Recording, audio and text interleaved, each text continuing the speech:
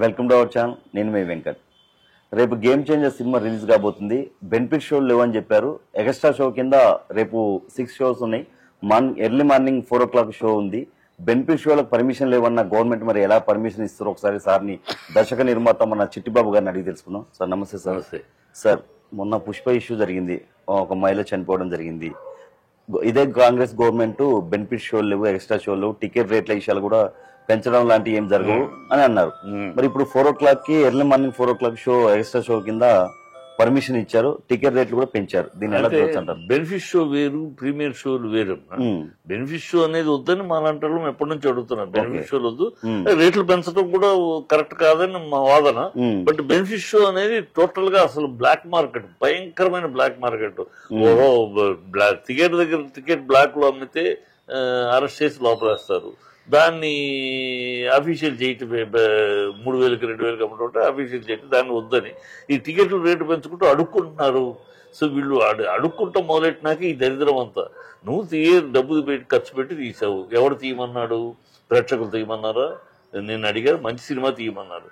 నువ్వు మార్కెట్ పెరిగింది కనుక తీసావు, ఎవరినో ఉద్ధరించడానికో త్యాగం చేసి తీసావా? నువ్వు డబ్బులు ఖర్చు పెట్టి నువ్వు తీసావు, నేను తీసినా, ఖర్చు పెట్టి తీసినా. నాకు మార్కెట్ ఉంటే 100 రూపాయలు మార్కెట్ ఉంటే 90 రూపాయలు ఖర్చు పెడతాను. 1000 రూపాయలు మార్కెట్ ఉంటే 900 ఖర్చు పెడతాను. నీకు వాళ్ళ ఇంటర్నేషనల్ మార్కెట్ ఉంది. గతంలో ఖర్చు పెట్టలేదు, ఇది ఎందుకు పెట్టలా? గతంలో మరి ఇదే తెలియదు, 10 ఏళ్ల క్రితం ఎందుకు ఖర్చు పెట్టలా? గతంలో లేదు మార్కెట్, ఆంధ్ర దాడితే లేదు మార్కెట్. ఇవాళ మార్కెట్ పెరిగింది, పెరగటం వల్ల ఖర్చు పెడుతున్నాం. దీనికేదో ఎవరిని ఉద్ధరించడానికి పెట్టాను, నేను ఖర్చు పెట్టాను, నాకు డబ్బులు ఖర్చు పెట్టాను డబ్బులు అంటే అయితే ఖర్చు పెట్టకుండా చిన్న సినిమాలు తీసినట్టు తగ్గిస్తారా?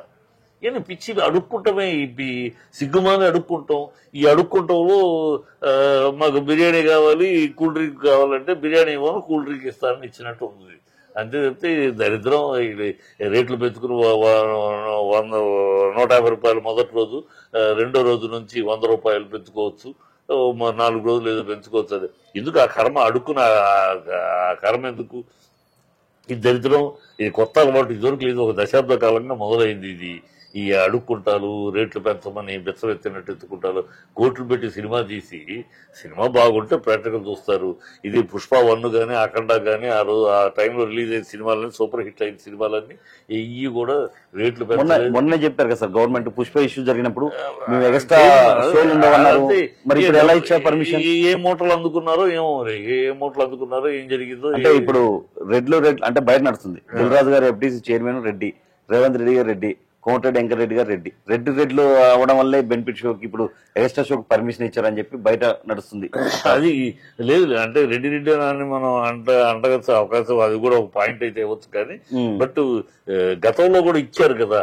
గతంలో కూడా ఆంధ్ర గవర్నమెంట్, గతంలో కూడా జగన్ గవర్నమెంట్ లో కూడా బెనిఫిట్ షోలు లేవు, కానీ రేట్లు పెంచుకోవడానికి మొదటి 4 రోజులు, మొదటి వారం రోజులు పర్మిషన్ ఇచ్చారు.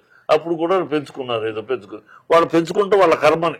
దీంట్లో ఏంటంటే రేట్లు పెంచి టికెట్ అంటే వాళ్ళ కర్మ. పెంచితే ఆడియన్స్ వస్తారా, రిపీట్ ఆడియన్స్ వస్తారా, లేకపోతే టాటా బై బై చెప్తారా? అలా చెప్పిన సందర్భాలు కూడా ఉన్నాయి. రేట్లు పెంచుకున్న దాకా మళ్ళీ 3వ రోజు నుంచి మామూలు రేట్లకే మా సినిమా, మామూలు రేట్లకే మా సినిమాని పబ్లిష్ చేసుకునే కర్మలు కూడా ఉన్నాయి. ఈ అడుక్కుంటారు ఎందుకు, మళ్ళీ బతిమాలుకుంటారు ఎందుకు? ఈ దరిద్రం ఇది, ఇలా కర్మ అది. వాళ్ళ అడుక్కునే బుద్ధి పోదు. అడుక్కునే బుద్ధి ఉన్నంత కాలం ఇలాగ ఉంటే గవర్నమెంట్ బిహేవియర్ అలాగే ఉంటుంది. ఒక మాట మీద ఎందుకుంటారు గవర్నమెంట్ మాట మీద ఉంటాయి కదా. అడుక్కుంటా ఉంటే జోలి పట్టుకుని బాబు బాబు బాబు బాబు బాబు సినిమాలో పోకిరిలో 20 రోజులు కూడా జరిగే సార్. పోకిరిలో చూడలే బాబా నేను బాబా అని ప్రొడ్యూసర్ అడుక్కుంటా ఉంటే ఇసుకొచ్చేదో అని బెస్ట్ వేసినట్టు. ఇదే సాంప్రదాయం నెక్స్ట్ వచ్చే సినిమాలో కూడా వస్తుంది. అంతేగా ఇస్తారు, డెఫినెట్ గా ఇస్తారు. ఒకరికి బెచ్చం ఇస్తున్నాక పక్కడికి ఎందుకు? గుడి దగ్గర 10 మంది బెచ్చగాళ్ళు ఉంటారు. ఒకరికి వేసినప్పుడు ఆ బెచ్చగాడికి మిగతా వాళ్ళకి కూడా తల రూపాయి వేస్తారు కదా. అలాగే వీళ్ళకి ఇచ్చినాక ఆ బెచ్చ అందరికీ ఫర్దర్ గా ఎవడు అడిగినా ఆ బెచ్చ వేస్తాడు. ఇది దౌర్భాగ్యం, దుర్మార్గం, అసహ్యం, జిగుత్సాకరం. అడుక్కుంటాం అని సినిమా ఖర్చు పెట్టాం, సినిమా మార్కెట్ ఉంది, ఖర్చు పెట్టాం, దానికి నువ్వివ్వండి అని అడుక్కుంటాలండి చిల్లర బాబు. ఇది దరిద్రం. అది దరిద్రం అంతే. సరే, ఇంకోటి, సంక్రాంతికి ఇప్పుడు సంక్రాంతి బరిలో 3 సినిమాలు రిలీజ్ కాబోతుంది సార్, మన తెలుగు సినిమాలు. గేమ్ చేంజర్ కానీ, బాలకృష్ణ గారిది డాక్ మహారాజా కానీ, వెంకటేష్ గారిది సంక్రాంతికి వస్తున్నాం. ఈ 3 సినిమాలో సంక్రాంతి బరిలో ఏ సినిమా నేను ఇచ్చే rating number 1 Daaku, Daaku Maharaj, number 2 సంక్రాంతికి వస్తున్నాం, నెంబర్ 3 గేమ్ చేంజర్. 3లో ఇస్తారా? ఎందుకంటే చెప్తా. నెంబర్ 1 ఎందుకు డాకు మహారాజ్ అంటే డాకు మహారాజ్ ఎప్పుడు always Balayya Sankranti Balayya function. So automatic ఇప్పుడు ఇంతవరకు బాలయ్యది almost Sankranti success. Plus Bobby director sensible director, దాన్ని కొత్త జోనర్ లో చూపిస్తున్నాడు. కొత్త జోనర్ లో చూపిస్తున్నాడు. బాలయ్యని గెటప్ లో గానీ, డాకు గెటప్ గానీ, మిగతా మ్యాటర్లు గానీ ఒక కొత్త కోణంలో అది గెటప్ తీసుకున్నాడు, కొత్త కోణంలో చూపిస్తున్నాడు. అది కనపడుతుంది ట్రైలర్ లో కూడా. ఇప్పుడు ట్రైలర్ మామూలుగా బాలయ్య సినిమాల్లో బాలయ్య డైలాగ్ పంచులు అవి ఉంటాయి, అవి లేకుండా బాలయ్య గురించి ఇతర క్యారెక్టర్లు మాట్లాడుతున్నాయి. సో అదొక డిఫరెంట్ స్టైల్లో కనపడుతుంది. సో అది అందులో బాబీ డైరెక్టర్ కనుక డెఫినెట్ గా సెన్సిబుల్ డైరెక్టర్. పోయిన సంక్రాంతి హిట్ కొట్టాడు, ఈసారి కొడతాడు కనుక అది నెంబర్ 1.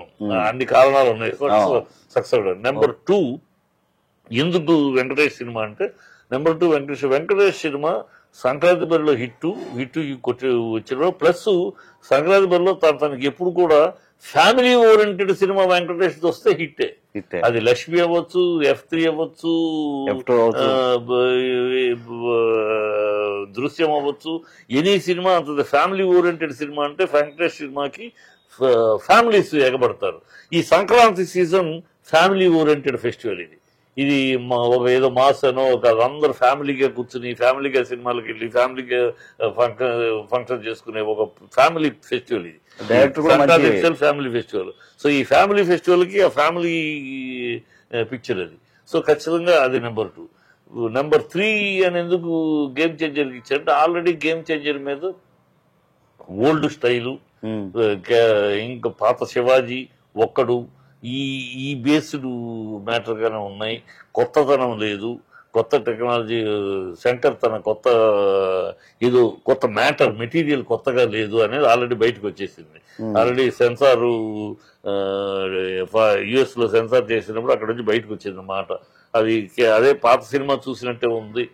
పాత సినిమా కొత్తగా ప్రింట్ కడిగి చూసినట్టు తప్పితే అయ్యే సీన్లు, అయ్యే డైలాగులు, అయ్యే కనపడుతున్నాయి అని అన్నారు. సో అలాంటివి వస్తే మాత్రం, ఎందుకంటే శంకర్ డైరెక్షన్ మీద ఆల్రెడీ మొన్న ఇండియన్ కూడా దెబ్బతింది అక్కడ, భారతీయుడు కూడా అదే పాత సినిమా లాగా ఉందని, పాత ఎక్కడ కొత్తతనం లేదని.